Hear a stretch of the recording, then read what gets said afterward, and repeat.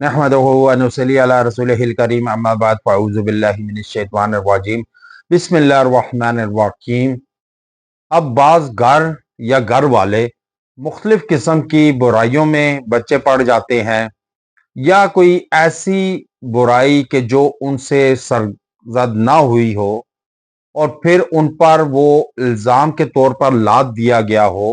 اور شکنجے میں لے کر مختلف اسباب پیدا کر کے یا تو قید صحبت میں ڈال دیا گیا ہو یا پھر تنہائی کے عالم میں کر دیا ہو ان شخص کو، خواتین کو، بیوی بچوں کو، یا کوئی اہل و عیال کو۔ اب بعض اوقات انسان سے گناہ سرزد نہیں ہوتا، لیکن اس کی سزا اس کو متو لوگ دیتے ہیں۔ کچھ لوگ تو وہ بھولتے ہی نہیں کہ ان کو تانا زنی کرتے ہیں، تانے کستے ہیں، آوازیں کستے ہیں اور لیبل لگا کر انسان کی ساری خوبیوں کو پس پشت ڈال کر ان کی خامیوں کو اچھالا جاتا ہے۔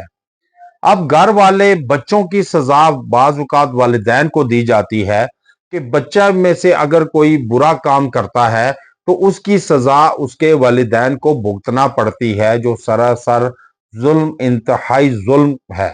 نا انصافی ہے۔ جو انسان اب بچوں کا والدین پہ ہو نہیں سکتا، والدین کا بچوں پہ نہیں ہو سکتا، اگر والدین کا بچوں پہ ہوتا تو حضرت ابراہیم علیہ السلام کے والد جو ہے وہ نہیں تھے مسلمان، تو ان کا بھی اس پہ ہو جاتا۔ پھر حضرت نوح علیہ السلام کا بیٹا مسلمان نہیں تھا۔ تو اس طرح کسی انسان کو دوسرے کی سزا مت دے۔ ہر انسان نے اپنا حساب قبر میں دینا ہے، اللہ کو دینا ہے، کسی دوسرے کا نہیں دینا۔ ہاں، والدین کو لازماً دینا ہے کہ انہوں نے پرورش کیسے کی۔ اگر پرورش صحیح طریقے سے کی ہے پھر جا کے گمراہی میں شامل ہو گیا ہے تو وہ الگ بات ہے، اس کا وبال آپ پر ہو سکتا ہے نہ آئے، ہو سکتا ہے آئے، لیکن جو پرورش آپ نے صحیح دین پر نہیں کی تو وہ پھر آپ کی پکڑ کا بھی سبب ہے۔ جیسے اولاد صدقہ جاریہ ہے نیکیوں میں، اسی طرح بدیوں میں بھی صدقہ جاریہ ہے۔ تو اب ایسے بعض اوقات ہو جاتا ہے کہ جس برائیوں میں گر جاتے ہیں، صحیح سمت پہ چلتے چلتے بچے، بڑے، بزرگ جو اچانک ڈاماڈول ہو کر گمراہیوں پہ آ جاتے ہیں یا نیکیوں سے گناہوں پر آ جاتے ہیں، گمراہی کی طرف چلے جاتے ہیں، تو اس سے بچنے کے لیے آج انتہائی مجرب عمل ہے کہ 1 محرم سے 10 محرم کے درمیان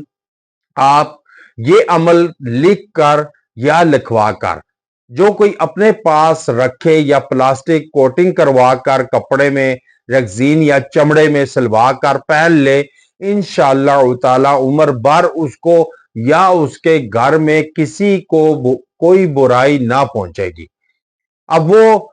کیا عمل ہے کہ بسم اللہ الرحمن الرحیم آپ نے 130 مرتبہ لکھ کر کہ جس میں لکھ کر بسم اللہ الرحمن الرحیم میں میم اور ہے یہ کھلا ہونا چاہیے اور اس کا منہ کھلا ہونا چاہیے۔ ہاتھ سے لکھے ہوئے تویز کی جو برکتیں ہیں وہ فوٹو کاپی یا کمپوز شدہ کی نہیں ہوتی، اور دانت کی ڈبیا میں کسی قسم کا تویز نہ پہنے۔ تو یہ اب حوالہ اس کا معارف القرآن سے ہے، فیضان سنت اور معارف القرآن سے حوالہ اس کا، تو یہ آپ کر لیں عمل، آپ لکھ کر اپنے پاس رکھ لیں، بازو میں باندھ لیں، گلے میں پہن لیں، انشاءاللہ تعالی آپ دیکھیں گے کہ آپ کی پوری فیملی، گھر والے، آپ کسی برائی، تکلیف، پریشانی میں مبتلا نہیں ہوں گے، اور چاہے دشمن کتنا ہی کیوں نہ با اثر ہو، وہ عہدے منصب والا ہو، طاقت رکھتا ہو، لشکر رکھتا ہو، وہ آپ پر حاوی نہیں ہوگا، آپ کو برائی میں نہیں پھنسا سکے گا یا برائی میں آپ کو نہیں دھکیل سکے گا